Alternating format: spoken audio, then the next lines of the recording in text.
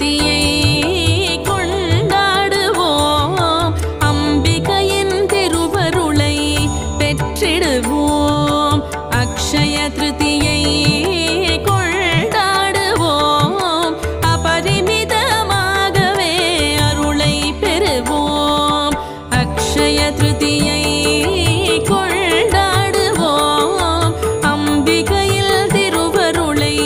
பெற்றிடுவோம்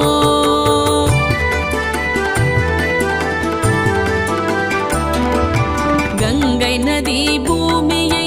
தொட்ட திருநாள் பகவான் பரசுராமர் அவதரித்த நாள் கங்கை நதி பூமியை